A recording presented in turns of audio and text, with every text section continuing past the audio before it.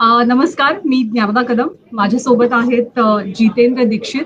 आणि आता अर्थातच आपण एका सध्याच्या सगळ्यात ज्वलंत विषयावरती बोलणार आहोत. विधानसभेचं अधिवेशन सुरू आहे आणि सचिन वाझे यांचा मुद्दा कमालीचा गाजतोय. जितेंद्र सरांनी गेली अनेक वर्ष क्राईम रिपोर्टिंग केलेलं आहे, त्यामुळे अर्थातच सचिन वाझे यांच्याविषयी सर्व काही त्यांना जवळपास कल्पना आहे, माहीत आहे. त्यामुळे सचिन वाझे नेमके कोण आहेत, त्यांची आतापर्यंतची कारकीर्द कशी राहिली आहे, यापूर्वीच्या वादग्रस्त केसेस कोणकोणत्या आहेत, या सगळ्याबद्दल अर्थात आपण जितेंद्र सरांकडनं माहिती जाणून घेणार आहोत. आणि हो, सर हिंदीतनं बोलतील, कारण गेली अनेक वर्ष हिंदीतनं रिपोर्टिंग केल्यामुळे त्यांना मराठी सुद्धा उत्तम बोलता येतं, मला माहित आहे. पण अनेक वर्ष हिंदीतनं रिपोर्टिंग केल्यामुळे एक आपल्याला सवय झालेली असते. जसं की हिंदी बोलताना तर मी थोडीशी बिचकेन, तर तसं मराठी बोलताना पण सगळी माहिती नीट तुमच्यापर्यंत पोहोचवावी हा आमचा उद्देश आहे. त्यामुळे जितू सर तुमच्याशी हिंदीतनं संवाद साधणार आहेत. सर, काही प्रश्नांची उत्तरं तर आपण देऊच, पण त्यापूर्वी सचिन वाझे कोण आहेत नेमके, म्हणजे कसा त्यांच्या कारकिर्दीचा इतिहास आहे सगळा? देखो नंदा, सचिन वाजे से मेरा परिचय साल 1999 में हुआ था। 1999 में जब मैंने क्राइम रिपोर्टिंग शुरू की थी, तब मैं एक टीवी चैनल से जुड़ा था। और सचिन वाजे उस वक्त में अंधेरी स्टेशन के पास में जो तब का क्राइम इंटेलिजेंस यूनिट था, क्राइम ब्रांच का, उसमें काम करते थे। और उनके बॉस होते थे प्रदीप शर्मा। ये एनकाउंटर स्पेशलिस्ट अधिकारी माने जाते थे और कई सारे एनकाउंटर्स इन्होंने किए हैं। 113 के ऊपर एनकाउंटर्स इन्होंने अपने सर्विस के कार्यकाल में किए थे। तो प्रदीप शर्मा की टीम में सचिन वाजे शामिल थे, उसी टीम में दया नायक भी थे। और ये जो बड़े बड़े नाम हम मुंबई पुलिस के देखते हैं, ये सारे नाम जो है उस टीम का हिस्सा हुआ करते थे। सचिन वाजे तब एक पीएसआई थे और ये 1990 के बैच के अधिकारी हैं, जो पास आउट हुई थी मुंबई पुलिस के पीएसआई की बैच, ये तभी के अधिकारी हैं। और इनकी शुरुआत पहले थाने से हुई। थाने में इन्होंने कुछ वक्त तक काम किया। उसके बाद मुंबई में इनका ट्रांसफर हुआ। मुंबई में ये सीआईयू में आए और बहुत सारे एनकाउंटर्स की जो हुए थे उसमें उस टीम के ये साथ में थे। कई सारे हाई प्रोफाइल एनकाउंटर्स इन्होंने खुद भी किए थे और प्रदीप शर्मा जो एनकाउंटर करते थे उस टीम में भी ये हुआ करते थे। लेकिन इनके लिए इनके जीवन में उठापटक शुरू हुई साल 2003 से। क्या हुआ कि 2 दिसंबर 2002 को मुंबई के घाटकोपर इलाके में एक बस में धमाका हुआ। उस सिलसिले में 6 लोगों को गिरफ्तार किया गया। उनमें से एक आरोपी था ख्वाजा यूनुस नाम का। तो ख्वाजा यूनुस के बारे में ये हुआ कि एक दिन खबर आई कि ख्वाजा यूनुस जो है उसको ले जा रहे थे औरंगाबाद और वो भाग गया। लेकिन इस मामले के जो दूसरे आरोपी थे डॉक्टर मसीन बासित, उनका कहना था कि उसको टॉर्चर किया गया है और वो टॉर्चर से उसकी मौत हो गई है। तो एक तरह से कस्टोडियल डेथ का मैटर था। अब हुआ ये कि जो औरंगाबाद ले जाने वाली टीम थी उसमें सचिन वाजे शामिल थे। और वो कहानी ये बताई गई कि वो जिस जीप में लेकर जा रहे थे उस जीप का एक्सीडेंट हो गया और उसका फायदा उठाकर ख्वाजा यूनुस भाग गया था। लेकिन इस मामले में जो एफआईआर दर्ज हुई वो डॉक्टर मतीन बासित के बयान के आधार पर कस्टोडियल डेथ की हुई और उस मामले में सचिन वाजे को आरोपी बनाया गया। सचिन वाजे को उसमें गिरफ्तार किया गया और उसके बाद उनका सस्पेंशन भी हुआ था। और कई सालों तक जो है सचिन वाजे पुलिस फोर्स से बाहर रहे। इस दौरान उन्होंने पुलिस फोर्स से अपना इस्तीफा भी दे दिया और कहा कि अब मैं पॉलिटिक्स में जाना चाहता हूं, मैं पुलिस फोर्स में नहीं रहूंगा। उसके 1 साल के बाद शायद 2008 या 9 में सचिन वाजे ने शिवसेना ज्वाइन कर ली। 2008 में उन्होंने शिवसेना ज्वाइन कर ली, वो शिवसेना में थे। और इस बीच में उन्होंने कई सारे काम किए, ना केवल उन्होंने पॉलिटिक्स से जुड़े बल्कि इसके साथ साथ उन्होंने 2 किताबें भी लिखी क्राइम के ऊपर। उनमें से एक किताब 26/11 का जो मुंबई हमला था उसके ऊपर उन्होंने लिखी थी, उसका नाम था जिंकुन हरलेली लड़ाई। हरलेली लड़ाई, ये उन्होंने किताब लिखी थी। और इस किताब में उन्होंने बताया था कि भले ही हम 26/11 की का जो हमला था उसमें हमने आतंकियों को मार दिया हो, लेकिन इसमें हमारी भी एक तरह से हार हुई थी। और उन सारी बातों को उन्होंने हाईलाइट किया था। इसके बाद में उन्होंने एक व्हाट्सएप के जैसा एक ऐप लॉन्च किया था। मुझे याद है, मैं उस कार्यक्रम को मैंने अटेंड किया था, मुंबई प्रेस क्लब में वो इवेंट हुआ था, जहां पर इन्होंने लय भारी शायद उसका नाम था उस ऐप का, एक व्हाट्सएप की तर्ज पर उन्होंने एक चैटिंग का ऐप लॉन्च किया था। और बीच में एक न्यूज चैनल के लिए वो बतौर कंसल्टेंट भी काम कर रहे थे। एबीपी माझा का एक राइवल न्यूज चैनल है, उस न्यूज चैनल में वो कुछ वक्त तक कंसल्टेंट भी थे। तो न्यूज ऑर्गेनाइजेशन से भी जुड़े रहे. ही वोर many hats during this time when he was suspended and when he was out of police force. वो था. फिर कुछ किसी फाइनेंस कंपनी के साथ में भी वो जुड़े हुए थे. और फिर 2020 में उनको एक बार वापस से रीस्टेट कर दिया गया, ये कहते हुए कि भाई कोविड के चक्कर में जो है बहुत सारे पुलिस कर्मियों को कोविड हो रहा है और ऐसे में लोगों की कमी है. तो एक कमेटी बनाई गई और उस कमेटी ने इनको वापस पुलिस फोर्स में ले लिया.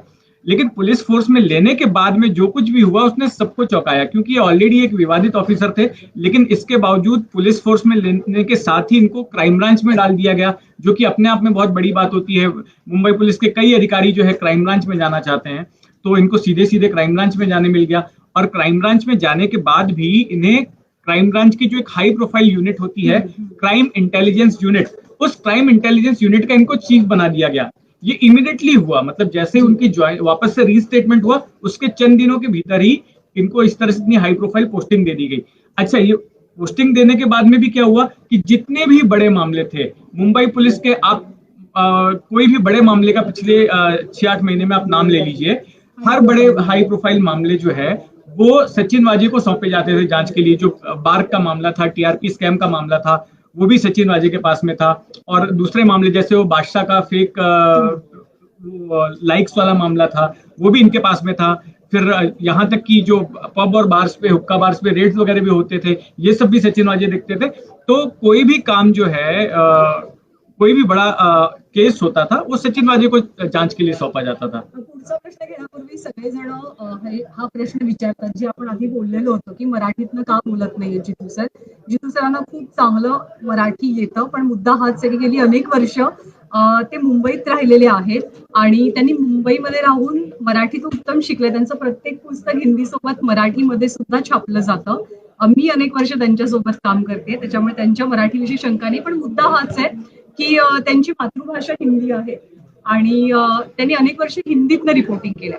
तर आता जर का आपल्याला आपली एक कम्फर्ट झोनची भाषा सोडून पटकन एखाद्या महत्वाच्या विषयावरती दुसऱ्या भाषेत बोलायला सांगितलं, जी भाषा आपल्याला ज्ञात आहे पण आपल्याला फ्लो मेंटेन करता येत नाही त्या भाषेचा, म्हणजे अगदी सहजपणा आणता येत नाही, तर आपण थोडंसं अडखडू किंवा थिंकिंग लँग्वेज इज हिंदी. कारण ते विचार हिंदीत मी मराठीत बोलू शकतो, पण जे थॉट प्रोसेस आहे तो माझ्या हिंदीत आहे, त्यामुळे मी मराठीत बोलत नाही आणि इथे हिंदीमध्ये मी, कारण आपण ज्या भाषेत विचार करतो त्याच भाषेमध्ये बोलणं कधी संयुक्तिक असतं, विचारांचा गोंधळ होत नाही, कुठली चुकीची माहिती जात नाही. तर आमचा सुद्धा हाच उद्देश आहे की महाराष्ट्रात सध्या सर्वाधिक गाजणारं प्रकरण सचिन वाझेंचं प्रकरण, त्याविषयीची खूप माहिती सरांकडे आहे आणि केवळ ते मराठीतनं संवाद साधत नाहीयेत म्हणून ती माहिती तुमच्यापर्यंत पोहोचू नये असं आम्हाला तरी वाटत नाही.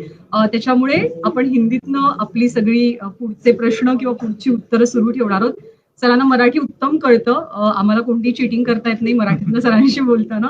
दुसरा महत्वाचा मुद्दा म्हणजे त्याच्यामुळे हो, जे सगळेजण कमेंट करतात त्यांना मला हे सांगायचंय, सरांना मराठी येतं, त्यांची सगळी पुस्तकं पहा, ती मराठीत सुद्धा आहेत. आणि आज फक्त आता मी कारण सांगितलं की मी हिंदीतनं का बोलते असो. तर दुसरा महत्वाचा मुद्दा म्हणजे खूप वादग्रस्त ऑफिसर असा एक स्टॅम्प बसलाय सचिन वाझेंवरती.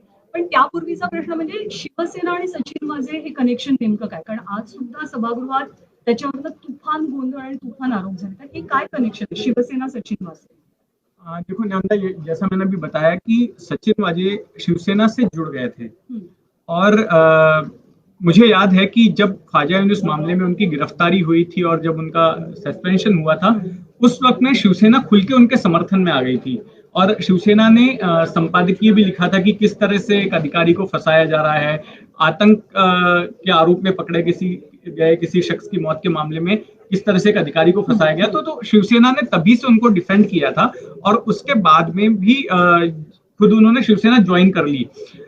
अब ये माना जाता है, जो क्राइम रिपोर्टिंग के सर्कल्स हैं उसमें ये कहा जाता है कि ये शिवसेना के जो बड़े नेता हैं उनके बहुत खास रहे हैं सचिन वाजे, और उनसे उनका सीधा संपर्क है. भले ही ये पुलिस की हायरार्की में सिर्फ एक काफी जूनियर हो, एपीआई हो, लेकिन ये सीधे सीधे शिवसेना के जो बड़े नेता थे, मैं फिलहाल नाम नहीं लेना चाहूंगा, ऐसे नेताओं के संपर्क में रहते थे. तो ऐसे कोणते विवादित मामले हैं, अशी कुठली वादग्रस्त प्रकरण आहेत की त्यांच्यासोबत सचिन वाझेंचं नाव थेट जोडलं गेलं आतापर्यंतच्या त्यांच्या पूर्ण कारकिर्दीमध्ये? ख्वाजा यूनुस प्रकरण तर झालं, आणखी अशी कोणकोणती प्रकरण आहेत की, कारण 99 ला तुम्ही म्हणालात ते आले तेव्हा ऑलमोस्ट मुंबईतलं गँगवॉर संपलेलं होतं जवळपास, म्हणजे एन्काउंटरचा जो एक पिरियड होता बरोबर. मोठा, तर तो संपलेला होता. मग सचिन वाझेंचा रोल कसा होता 99 नंतर? देखो कसे ते- सचिन वाजे जो है ना, पुलिस फोर्स में रहते हुए उनके साथ एक ही विवाद जुड़ा था, ख्वाजा ख्वाजा यूनुस का। यूनुस। इसके अलावा फेक एनकाउंटर वगैरह ये सारे विवाद में वो नहीं थे। अच्छा. मतलब और उल्टा उनका तो काफी नाम हो रहा था, अच्छे केसेस डिटेक्ट किए थे। एक वक्त था जब मुंबई पुलिस में इंफॉर्मेशन टेक्नोलॉजी समझने वाले साइबर एक्सपर्ट बहुत कम थे और उनमें सबसे बड़ा नाम सचिन वाजे का था। सचिन वाजे सबसे ब्रिलियंट अधिकारी माने जाते थे, सबसे ज्यादा नॉलेजेबल अधिकारी माने जाते थे उस दौर में 99-2000 में, जिनको की आईटी की अच्छी समझ थी, जिनको साइबर क्राइम की अच्छी समझ थी। और उस दौरान उन्होंने महाराष्ट्र का सबसे पहला केस था जहां पर क्रेडिट कार्ड या डेबिट कार्ड की स्कीमिंग करके जो है फ्रॉड होता था, वैसा एक बड़ा रैकेट का पर्दाफाश किया था। तो सचिन वाजे बहुत ही इंटेलिजेंट और ब्रिलियंट अधिकारी माने जाते थे, उनकी इमेज भी बहुत अच्छी थी। लेकिन मैंने आपको जैसा बताया कि ख्वाजा यूनुस केस में नाम आने के बाद से फिर वहां से उनका डाउनफॉल शुरू हो गया और उसके बाद वो कई सालों तक पुलिस फोर्स के बाहर रहे और 2020 में वापस से आए। अजून एक विचारायचं की बऱ्याचशा पोलीस अधिकाऱ्यांशी तुमचं बोलणं असतं, तुमचा वैयक्तिक संबंध आहे, तर सचिन वाझेंबद्दल एक पोलीस दलामध्ये काय इमेज आहे, काय इम्प्रेशन आहे सचिन वाझेंबद्दलचं?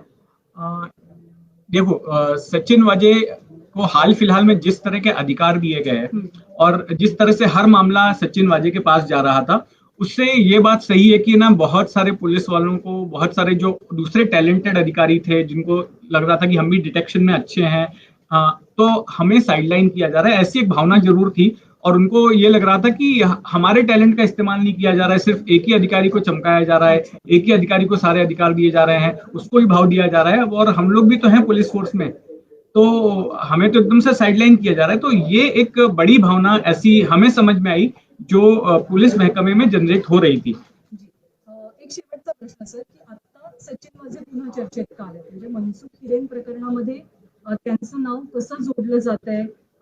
का सगळ्यांचा आक्षेप आहे की हो सचिन वाझेंना निलंबित करा अशी मागणी विरोधकांकडनं का होते? या आत्ताच्या केसमध्ये कसे कनेक्टेड आहे सचिन वाझे?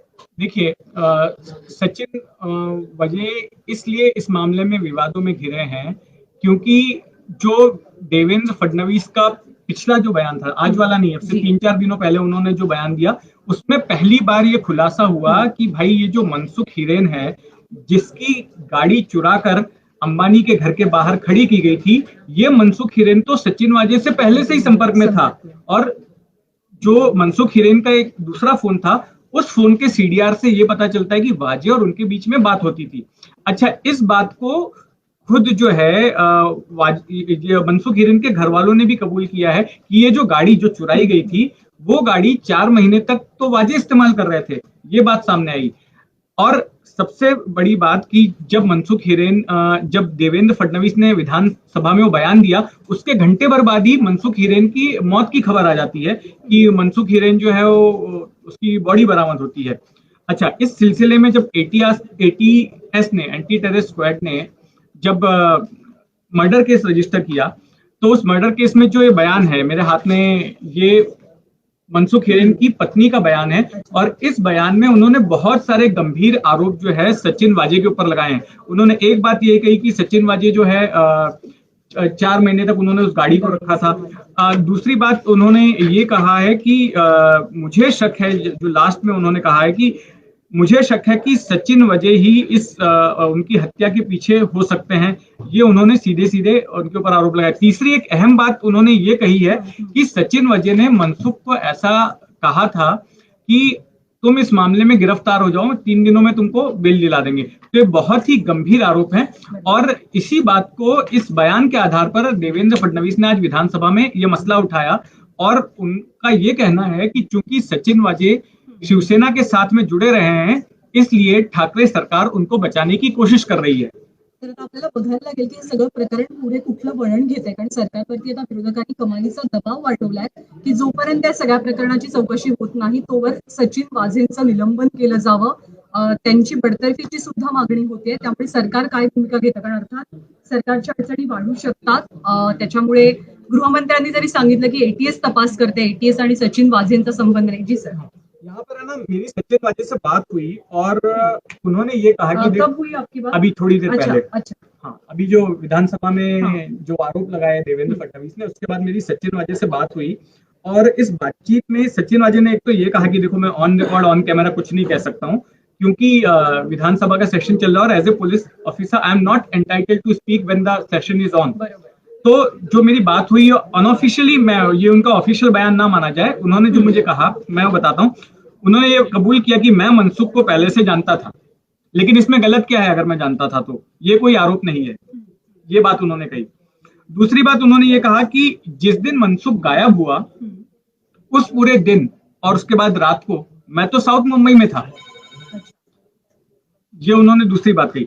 तीसरी बात उन्होंने कहा कि ये आरोप गलत है कि मैंने मनसुख को गिरफ्तार होकर जमानत दिलाने की पेशकश की थी, वो मेरे केस में आरोपी नहीं था और ना ही किसी दूसरी एजेंसी के केस में आरोपी था, तो मैं क्यों उसको गिरफ्तार करने को बोलता।